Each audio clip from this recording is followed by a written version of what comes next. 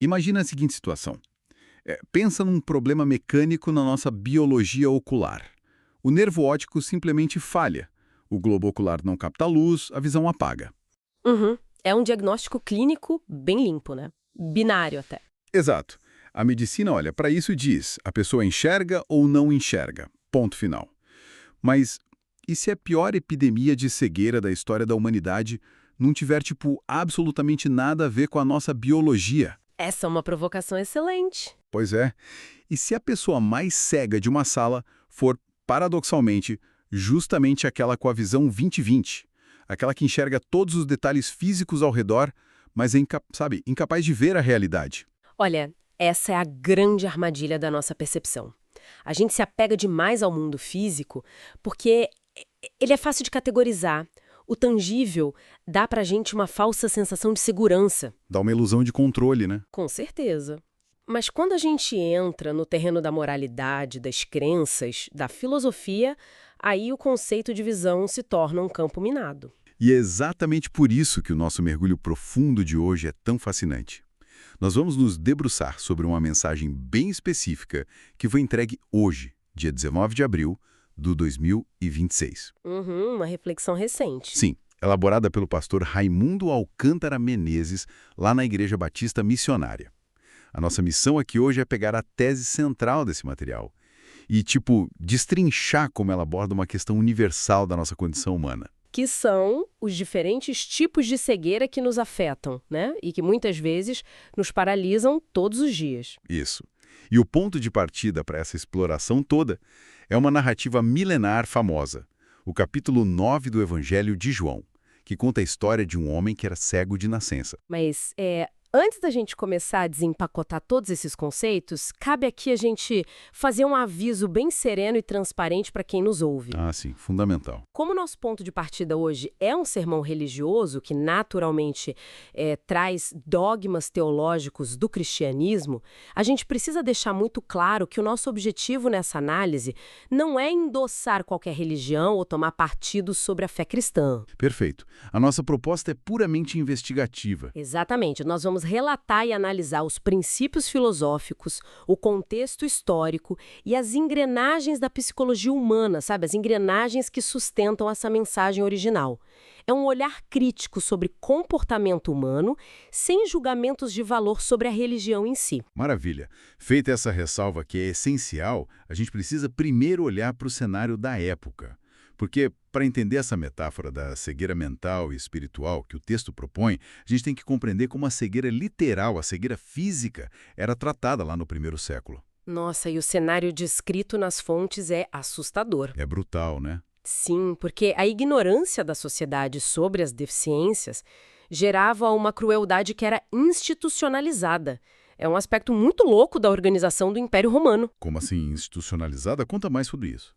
Então, a sociedade daquela época não apenas marginalizava a pessoa com deficiência, ela oficializava essa marginalização através de uma espécie de chancelaria burocrática, sabe? Peraí, uma burocracia para cegueira?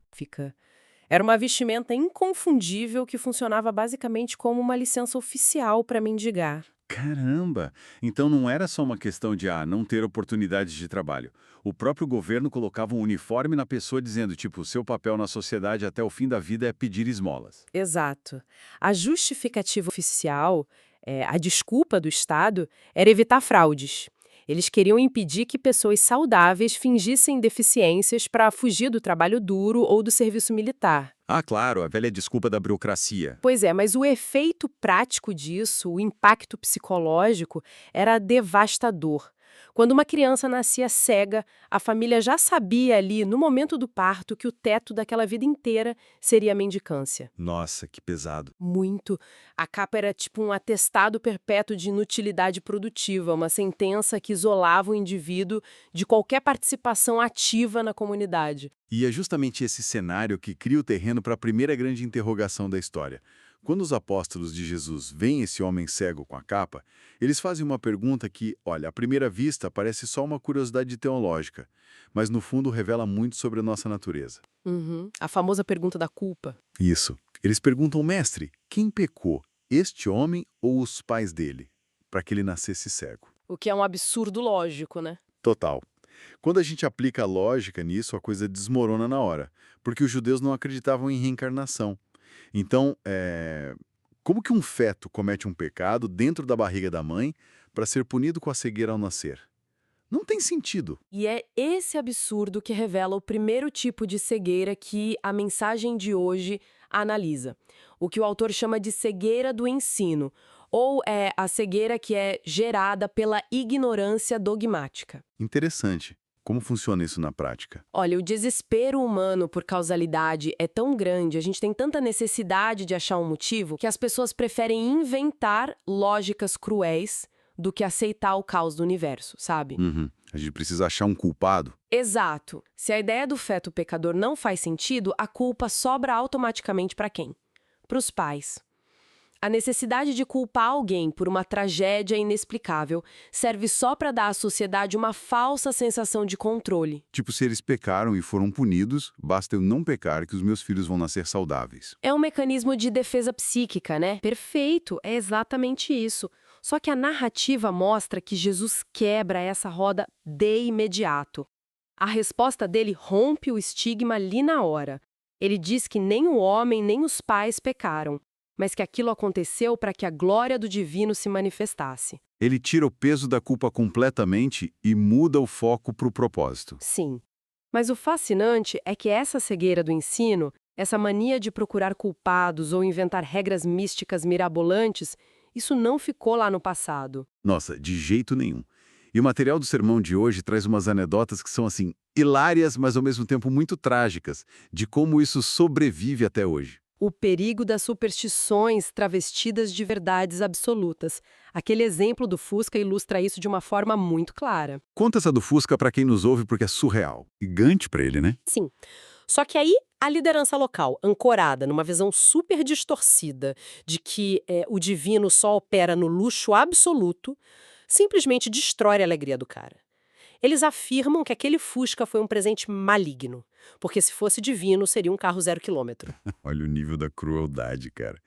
Se anula a conquista da pessoa baseada numa superstição bizarra. Pois é, e a outra história que o texto menciona vai além do dano psicológico e chega no risco físico real. Ah, da caixa d'água? Essa é muito doida. Sim, uma mulher, acreditando fielmente no poder místico de um copo de água ungida, decide que precisa abençoar a casa inteira porque o marido não segue a mesma fé que ela. Uhum. Aí o que ela faz? Ela sobe de forma super precária, numa escada altíssima, para jogar esse único copo de água dentro da caixa d'água principal da casa. Tudo isso sustentado por uma crença completamente cega. Ela corria um risco de rolar escada abaixo, quebrar o pescoço, por causa de um ensinamento sem lógica. O que mostra muito bem como a ignorância herdada não só nos adoece, mas nos coloca em risco real. Mas o ponto fundamental do material aqui é que essa cegueira do ensino, apesar de perigosa, ela é essencialmente passiva. Como assim, passiva? Ela nasce da falta de instrução ou, do contato com mentores equivocados. Uma pessoa presa nessa armadilha, se ela for exposta à verdade e tiver humildade, ela consegue aprender e mudar a própria visão. Ah, entendi. O problema real surge quando a gente avança para a segunda categoria. Exatamente. Aí a conversa fica bem mais densa. Fica tensa mesmo. Porque a gente sai dessa alienação meio inocente do povo e vai direto para os gabinetes de poder. Essa segunda cegueira não é um acidente de percurso, ela é uma escolha deliberada. O texto chama isso de cegueira dos sentidos. E essa pertence especificamente à elite educada da época, os fariseus e os saduceus. Sim, a gente não está mais falando de pessoas leigas. Estamos falando dos intelectuais, daqueles homens que andavam com aquelas vestes talares pomposas, que detinham o monopólio do conhecimento religioso e até político, né? O contraste é brutal, porque essa liderança conhecia profundamente os textos sagrados. Eles sabiam de cor as profecias do livro de Isaías. Especialmente aqueles capítulos 29 e 35, né, que o texto cita. Tu chegasse, os surdos iam ouvir e os cegos iam enxergar. Certo, estava lá no manual deles. Aí acontece um milagre sem precedentes bem na frente deles. Toda a tradição do Antigo Testamento não tinha um único registro de um cego de nascença sendo curado. Era tipo o evento mais espetacular que eles poderiam testemunhar na vida. E é isso que não entra na minha cabeça. pensa comigo. Esses homens dedicaram a vida inteira a estudar essas promessas. O milagre literalmente materializa a profecia no quintal da casa deles. Por que a reação instintiva dessa elite não é de fascínio? Por que não tem uma celebração imediata? É a grande pergunta. Será que é pura maldade de vilão de filme ou tem uma engrenagem psicológica mais complexa operando ali? Olha, é muito mais complexo que uma simples maldade. É o peso do cinismo institucional. A análise do sermão traz um pano de fundo histórico que é crucial para a gente entender isso. O período do profeta Malaquias. Ah, o período do silêncio, né? Exato. Antes desse evento com o homem cego, houve um hiato gigantesco de aproximadamente 400 anos sem profetas ou grandes milagres em Israel. 4 séculos. Caramba, isso é mais tempo do que a existência de muitas nações modernas de hoje. Pois é, imagina uma burocracia religiosa inteira mantendo as engrenagens funcionando por 400 anos sem nunca ver o fogo que originou aquela religião em primeiro lugar. Vira apenas um clube social, focado em regras e arrecadação de fundos. Isso gera um cinismo muito profundo. O texto aponta que, sentindo que tinham sido esquecidos pelo divino, esses líderes começaram a oferecer o que sobrava, animais doentes, cegos, para os rituais sagrados. A lógica interna deles era meio que, ninguém tá olhando mesmo. Faz o mínimo só para manter as aparências. Isso. E quando esse cinismo se cristaliza no coração de quem detém o poder, a capacidade de se maravilhar simplesmente morre. Por isso, quando a profecia se cumpre na cara deles com o homem cego, eles entram em curto-circuito. Eles não conseguem lidar com a realidade do fato. Não conseguem. Eles não enxergam a glória do milagre, eles se apegam a um detalhe burocrático minúsculo. Eles dizem, mas a cura foi realizada em um dia de sábado. E isso feriu o manual de regras deles. Nossa, isso me lembra muito a dinâmica que a gente vê o tempo todo hoje no mundo corporativo moderno, ou até mesmo no meio acadêmico, sabe? Como assim? Faz a ponte pra gente. Pensa naqueles especialistas de terno que dominam um determinado setor do mercado há décadas. Eles escreveram os manuais, eles ditam as regras.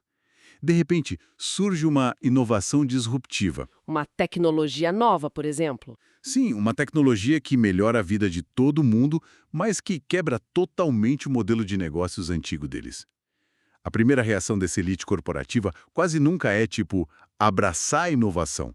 Eles se sentem ameaçados. Muito ameaçados.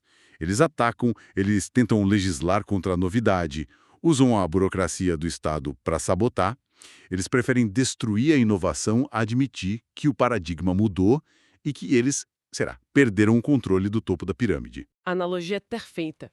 Essa cegueira dos sentidos que o texto aborda é impulsionada puramente pela autopreservação e pela vaidade. Reconhecer que aquele homem operava milagres significaria admitir que a autoridade deles era falha. Que os 400 anos de regrinhas acumuladas não passavam de pó. Exatamente. A análise até ressalta que é por isso que Jesus não vai aos tribunais debater teologia com eles. Não adianta. O argumento racional não tem o menor poder contra o cinismo orgulhoso. Fatos empíricos, como um globo ocular sendo recriado do nada, são descartados se eles ameaçarem o status quo. O que nos leva à parte mais visceral dessa história toda, que é o processo da cura em si e as consequências dela. Porque, em oposição a essa elite burocrática, limpinha e engravatada, a gente tem um milagre que é incrivelmente confuso, sujo e físico. Muito físico. Jesus não apenas estala os dedos à distância. A narrativa detalha que ele cospe uma terra, faz lodo com a saliva e aplica isso nos olhos do homem. Tem um peso simbólico gigantesco aí, não é? O material original sugere uma conexão com a história da criação. Sim, a imagem do lodo remete diretamente àquela narrativa do livro de Gênesis, onde o ser humano é moldado do pó da terra. Como muitos estudiosos eles sugerem que o cego de nascença possivelmente nem tinha os globos oculares formados, era só uma cavidade, o ato de usar o barro é uma metáfora poderosíssima de recriação literal. Como se fossem as mãos do artesão original moldando a matéria ali de novo. Exato. E aí o homem recebe a ordem de ir se lavar no tanque de Siloé. Ele obedece e volta enxergando. E a gente escutando isso pensa, legal, final feliz, agora a vida do cara tá resolvida, pode curtir a vista. Só que o calvário social dele estava apenas começando. Ele ganha a visão, mas ele perde basicamente o mundo ao seu redor. O isolamento dele é imediato. Sim, os vizinhos não o reconhecem ou fingem que não conhecem. A elite religiosa pega ele pelo braço e o leva para um interrogatório super agressivo.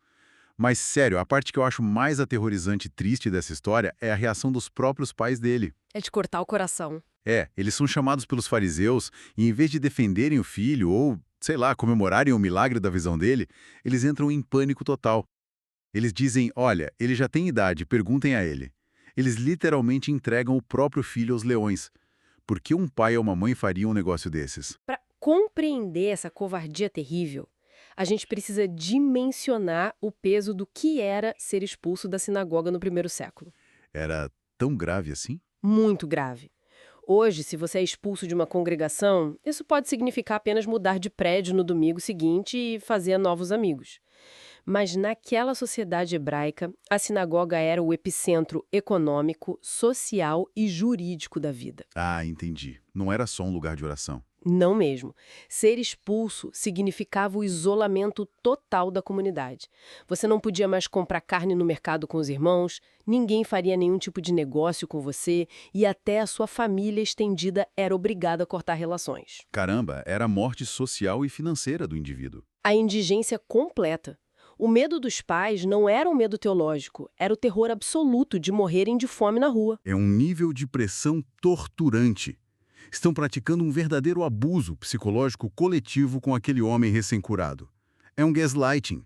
Todos estão dizendo na cara dele que o que ele vivenciou não é válido, que a pessoa que o curou é uma fraude. Tentando forçar ele a negar os próprios sentidos. Uma tentativa brutal de fazer ele negar a realidade empírica só para agradar quem estava no poder.